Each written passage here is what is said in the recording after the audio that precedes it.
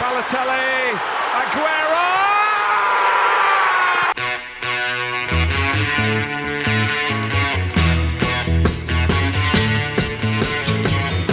Header, but Giroud! Oh, you beauty! What a head, son! What a head!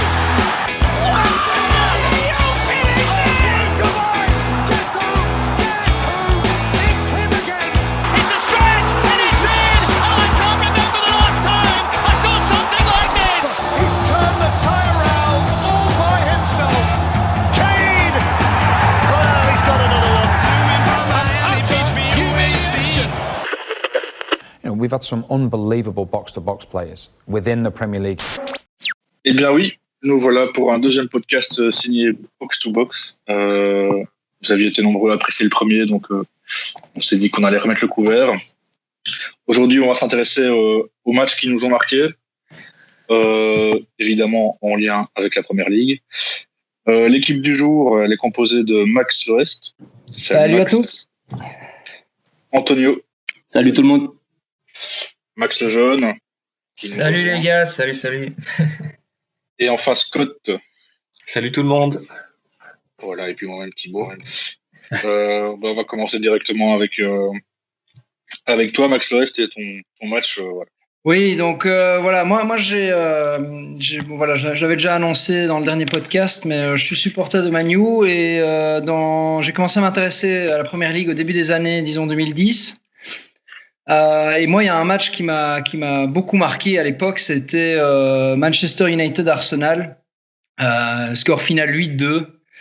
Et pourquoi il m'a marqué ? Parce que je pense qu'à l'époque, je devais avoir 11-12 ans, j'avais jamais vu un match avec autant de buts. Et je trouvais ce football fascinant parce que c'était vraiment le United de Ferguson, offensif, peur de rien. Et voilà, et c'était au final un match qui m'a marqué de par le score, mais aussi maintenant quand j'y repense, de par les prouesses que Ferguson arrivait à faire avec une équipe qui était... c'était la fin de Ferguson, hein. Plus ou moins déjà, 2011, on s'approchait quand même d'une équipe où on avait déjà des Phil Jones, des Chris Smalling, des Tom Cleverley, Ashley Young, Welbeck. Enfin, c'était pas, disons, la meilleure équipe de United, quoi. Mais il y avait encore ce moyen de faire des matchs comme ça extraordinaires, quoi. Donc, avec un triplé de Rooney. Enfin, c'était vraiment quelque chose qui m'a marqué à l'époque. Et en tant que jeune gamin, un peu illuminé par ces joueurs, par ce championnat, cette intensité. Donc voilà, ça c'était un peu un match, disons, moi, qui m'a fort marqué quand j'étais gosse, en tout cas. C'est vrai qu'on voit souvent cette image sur les réseaux sociaux de la compo de ce match, en se disant c'est quand même fou que cette équipe, ça reste Manchester United, mais il n'y avait pas non plus des gars, c'était pas la meilleure équipe de Manchester United de ces 20 dernières années, quoi. Non, c'est ça. Je veux dire, c'est un peu trompeur aussi le 11 de base parce que il y avait quand même sur le banc Rio Ferdinand, Ryan Giggs, il y avait Park Ji-sung et Javier Hernandez, Chicharito. Donc c'est trompeur, mais enfin voilà, le 11 de base en tout cas était pas le meilleur que Manu a vu sur les 20 dernières années, comme tu disais Thibaut. Ouais, c'était un match de début de saison comme ça où Arsenal était vraiment très très très bas dans le classement. Je pense qu'ils étaient même dans les 3 derniers. Et ça, je pense que ça faisait suite à un mercato un peu panique comme ça comme on a rarement vu chez eux. Et se prendre un 8-2 dans la figure comme ça. Le 11 d'Arsenal non plus. Ça justifie pas du tout un 8-2, mais quand on regarde un peu le 11 de base d'Arsenal derrière, c'est quand même très très faible, hein. On a des Jenkinson, des Djourou, des Traoré, c'est des gens qui ont jamais vraiment percé à Arsenal. Bon, après on a des Van Persie, des Walcott, des Ramsey, des Rosicky évidemment, mais c'est loin d'être les époques du début des années 2000 ou quoi où ces deux équipes brillaient autant, quoi. Ouais, c'est ça. Moi, je pense que j'avais vu, je me trompe peut-être, mais sur Internet, qu'Arsène Wenger avait dû justement composer avec une équipe un peu réduite, avec notamment des blessés, etc. Et c'est vrai que quand on voit le 11 de base, c'est pas c'est pas génial, quoi. Ouais, et puis pour terminer, je pense, en tout cas moi, je veux dire, il y avait vraiment par la suite Arsène Wenger, on le sentait quand même assez dévasté. Et je pense que c'est un peu à l'image de Wenger dans ses dernières années à Arsenal, c'est ce côté. On sentait que c'est un bon entraîneur, c'est indéniable, hein, mais on sentait qu'il manquait un petit quelque chose aussi et que parfois, évidemment, ça se transformait dans des matchs comme ça. Mais je pense que ça, c'est un accident de parcours. Il l'a dit lui-même. Il dit qu'au final, c'était pas un match qui méritait d'être 8-2. Je pense que c'est aussi des faits de jeu où il y a voilà une équipe qui transforme plus ses occasions qu'une autre et puis ça paraît sévère. Mais peut-être que voilà, comme on l'a dit sur le terrain, au final, c'était deux équipes qui n'avaient pas leur meilleur 11 de base et il y a une différence au niveau du score qui était énorme. Mais Manu n'a pas eu tellement plus de tirs que Arsenal et donc au final, c'est un peu trompeur au niveau du score. Mais bon, voilà, c'était du réalisme et je pense que Arsenal s'en est pris quand même beaucoup. Bon, à l'époque, c'était pas les réseaux sociaux déjà, mais en tout cas dans la presse.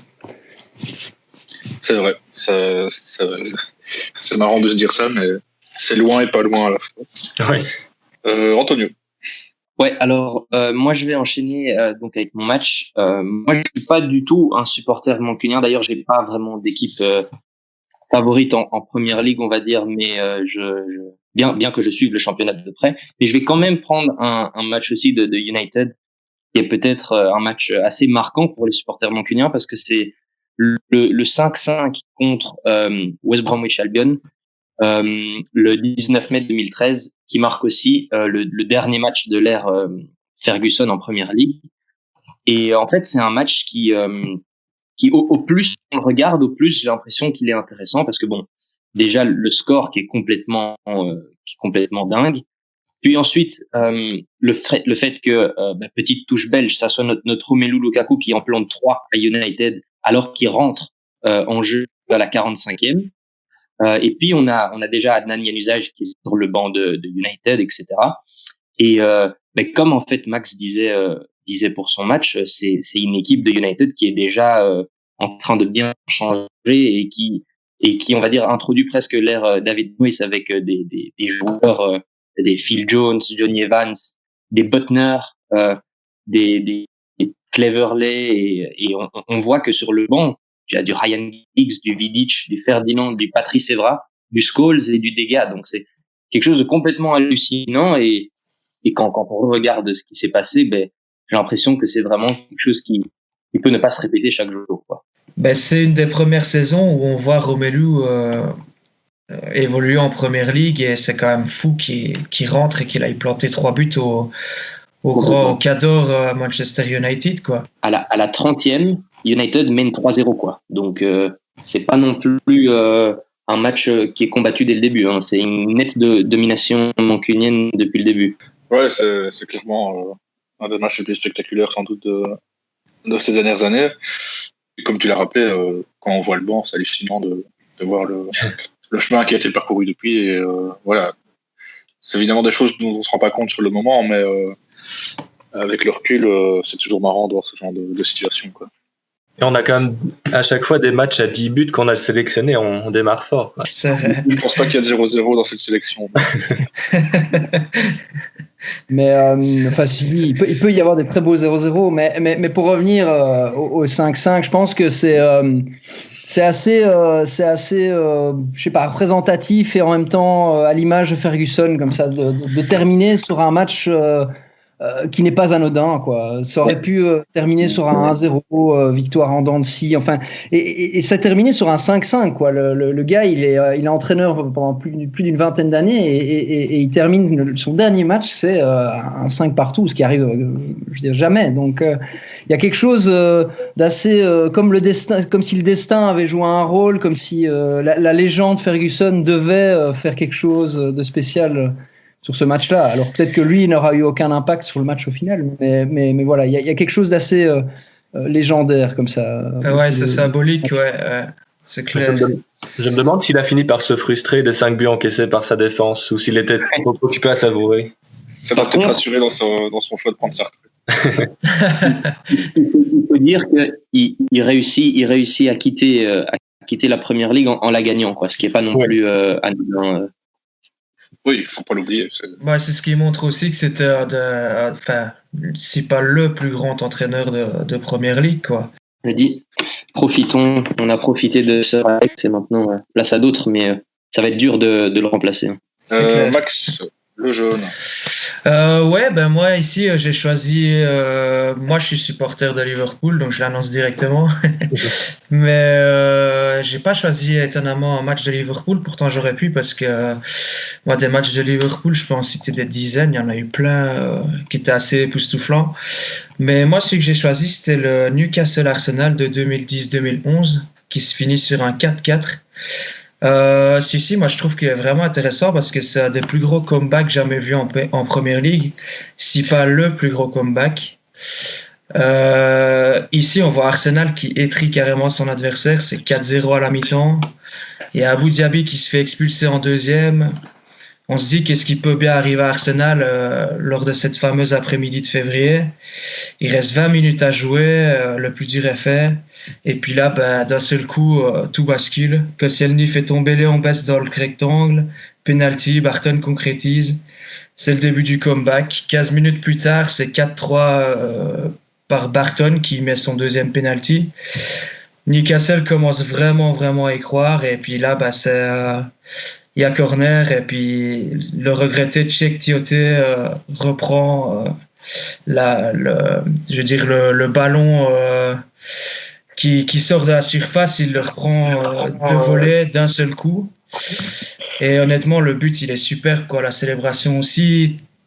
Quand on entend quand le ballon rentre que il y a comme une espèce de nanoseconde où il y a un silence et puis tout le stade est en éruption. La volée est pure, il la reprend comme elle vient et c'est magnifique, quoi. Un but à revoir sans modération, surtout quand on connaît les circonstances du match. C'est complètement fou, je trouve. Ouais. Et puis le commentateur quand on voit le but avec le commentateur de Newcastle à l'époque, je ne sais plus comment il s'appelle, mais moi ça m'a foutu des frictions, quoi. C'est incroyable, quoi. Et puis on se dit mais comment c'est possible sur 20 minutes de revenir comme ça d'un 4-0, quoi. Ouais, je crois que personne n'a oublié ce but.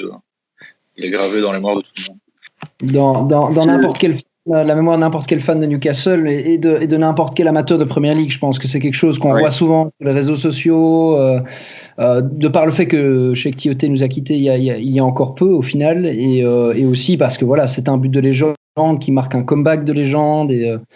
Et moi, je pense aussi il y a quelque chose. St James Park est peut-être un stade qui arrive comme ça à transcender parce que c'est des supporters exigeants, les supporters de Newcastle, mais en même temps, je pense des supporters assez extraordinaires parce qu'ils arrivent à transcender une équipe. Et je pense que ça a été le cas là sur cette dernière demi-heure jouée par les Magpies, quoi. Mais il doit justement être assez nostalgique de cette période et d'encore avant, mais comparé à actuellement, l'équipe donne beaucoup moins de frissons. Elle rend moins d'exploits comme ça possible, j'ai l'impression. Il y a moins cette petite flamme qui permet un peu tout. Après, j'ai l'impression que ce match, il est un peu à l'image de l'Arsenal de ces années-là, qui peut vraiment te planter 4 buts en 20 minutes et puis vraiment avoir un joueur clé qui se fait exclure et la débandade complète. Et vraiment, c'est un peu ce mix entre joueurs de classe mondiale. On a Abou Diaby qui, malheureusement, n'a jamais percé, mais suite à des blessures, mais qui a toujours été incroyable. Dursi, Walcott, Wilshere, Fabregas. Et puis à côté, tu as vraiment des Yoann Giroud, des Clichy qui n'étaient pas, en Clichy peut-être pas, mais vraiment c'est un peu à l'image d'avoir une équipe à plusieurs vitesses, quoi, et ça se reflète dans les résultats et dans les placements aussi, hein. Ouais, c'est vrai que finalement Newcastle, c'est pas la première fois qu'ils embêtent une grosse équipe, hein. Étant supporter de Liverpool, je me souviens de 2-3 saisons où Newcastle était un peu la bête noire et vous allez me dire, le Liverpool de l'époque n'était peut-être pas forcément considéré comme un cadre de Première Ligue, mais ça reste une équipe chiante sans être trop négatif. Ouais. Et puis c'était une époque où Newcastle jouait bien, hein. Je veux dire, c'était pas, c'était les années Pardew où ça pouvait jouer le top 4 par moment même, hein. Donc faut pas oublier ça, hein. Je veux dire, c'était pas le Newcastle aujourd'hui qui peut-être se bat pour la relégation, plus, disons, ces années-ci. C'est ce genre-là d'ailleurs qu'il y a le but de Papis Cissé contre Chelsea, justement. Ce but incroyable. Presque plus un centre qu'une reprise. Ouais, celui-là. Ouais. Ok. Merci Max. Scott. Oui, bah moi j'ai choisi un match avec peut-être un petit peu moins de buts que ce qu'il y a eu jusqu'à présent. Bon, ça reste un 2-2. C'est le 2-2 entre Tottenham et Chelsea qui a eu lieu en 2016, si je ne m'abuse, avec notamment un de ces buts de Hazard qui fait 2-2, je pense, après une saison complètement pourrie où Mourinho a été viré, enfin un vrai cauchemar pour Chelsea, et qui est un peu témoin de la résurrection d'Eden Hazard, et qui est surtout en fait témoin du sacre de Leicester, parce que ces 2 points perdus par Tottenham sacrent Leicester avec les joueurs qui sont devant leur TV comme des fous. C'était vraiment des images assez incroyables, quoi. Donc c'est pour ça que ça m'a marqué. Peut-être encore plus pour le match en lui-même, finalement. Ouais, c'est ça. Ça empêche au final Tottenham d'être sacré aussi. Enfin, c'est fou, quoi. Puis le but d'Hazard est magnifique, quoi. Ouais, je crois que c'est un des super enroulé, franchement. Qui m'a fait le plus plaisir pour lui, comme tu l'as dit, saison pourrie, et puis là, qui rapporte pas grand-chose à Chelsea finalement, à part d'ennuyer tout le monde. Mais surtout Tottenham, finalement. Très joli but. Ouais, c'est vraiment le retour de la simplicité qu'il avait perdu. L'attente, en fait, qu'il y a eu toute cette saison, à savoir quand est-ce que Leicester va craquer, quand est-ce que les gros vont prendre leur rang, et qui n'a jamais eu lieu, quoi. On se demandait vraiment quand ils allaient craquer, et finalement jamais. C'était ça qui était beau aussi. Tottenham n'est pas passé loin. On a tendance à l'oublier. Ça va être le regret éternel, quoi. La seule année où ils se sont pas fait embêter par City, Liverpool, United ou Chelsea, c'est le petit Leicester qui a dû leur voler le titre. Ça, je pense, c'est quelque chose qui va rester encore pendant de nombreuses années. Hein. Mais je pense que ce qui leur a coûté probablement cette année-là aussi, c'est probablement une certaine maturité dans l'équipe qu'on a vu, disons, 1 à 2 ans plus tard, quand ils ont réussi à aller loin en Ligue des Champions, quand on sentait vraiment que le système Pochettino avait pris vraiment de l'ampleur, entre guillemets. Et c'est vrai que là, je pense qu'il leur manquait un petit quelque chose. Et bon, voilà, il y avait aussi de nouveau, moi je parle souvent de destin, mais je pense que parfois dans ces saisons comme ça, quand il y a un Leicester qui est comme ça, disons, les dieux du foot sont avec eux, quoi. Il fallait qu'ils gagnent ce titre cette année-là, quoi. Et voilà. Et puis pour revenir sur Hazard, c'est un but extraordinaire dont tout le monde se souvient. Et je pense que voilà, il a terminé cette saison en boulet de canon, alors qu'effectivement il avait eu une saison pourrie auparavant.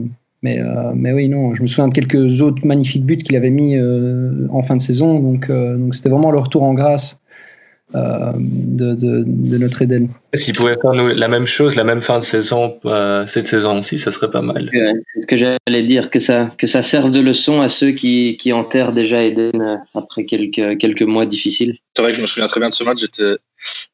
C'était fin d'année, donc sans doute à l'approche des examens, dans mon cote, en train de regarder ce match, et comme j'ai dit tout à l'heure, on sentait vraiment que ça lui a fait du bien de marquer ce but, et j'étais vraiment heureux pour lui de voir en plus un beau but, donc la soirée était parfaite quasiment pour lui. Alors, on va passer à mon match, et j'ai un peu triché puisque j'ai pris 2 équipes de Première Ligue, mais pas un match de Première Ligue. C'est un match de Ligue des Champions qui date d'avril 2009, Chelsea-Liverpool 4-4, un quart de finale retour de Ligue des Champions, donc à l'aller, Chelsea avait gagné 1-3 à Anfield, donc voilà, il y avait clairement de l'enjeu pour Liverpool, et qui était clairement en difficulté. Et puis il mène 2-0 après quasiment 28 minutes de jeu, je pense, avec ce premier but que personne n'a oublié non plus, je pense, ce coup franc de Fabio Aurelio au premier poteau qui surprend tout le monde, et Tché en premier. Donc voilà, ras de sol, c'était vraiment assez surprenant. Puis Chelsea revient à 2-2, 3-2. Puis Liverpool fait 3-4 avant de voir Lampard faire 4-4 en toute fin de match. Donc malheureusement, Liverpool ne passe pas.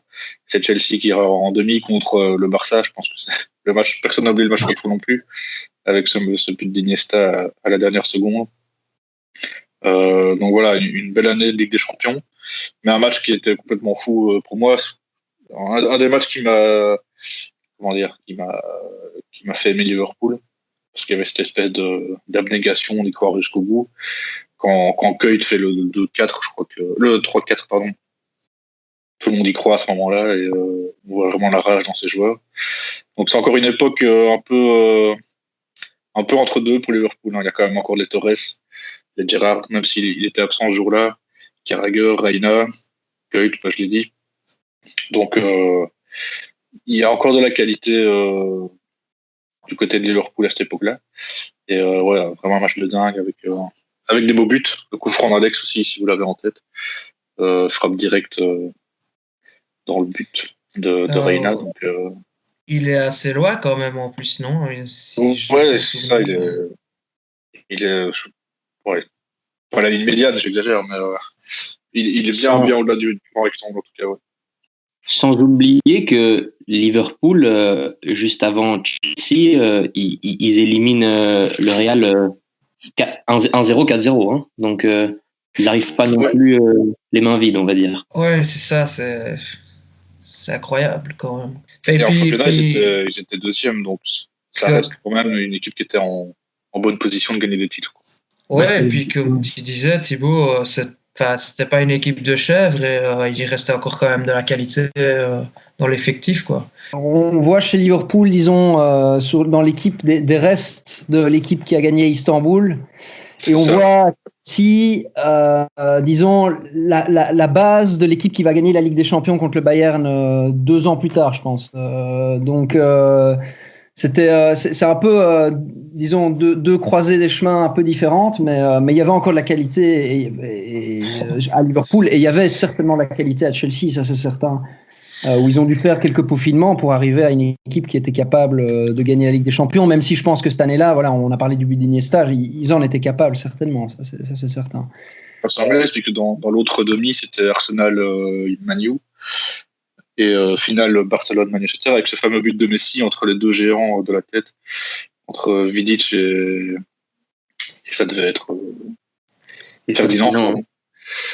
C'était un but assez fou de voir ce petit joueur entre deux géants qui reprend un ballon de la tête. Ouais, une chouette édition de Ligue des Champions, je trouve assez marquant. Magnifique. C'est comme tu disais, Max, comme tu le soulignais, c'est la fin il y a les restes d'Istanbul et l'équipe de Chelsea qui va gagner 2 ans plus tard. Donc, au final, quand on revoit ce match, on peut se dire que c'était un véritable choc des titans, quoi. Enfin, moi, c'est un peu comme ça que je le revois, quoi.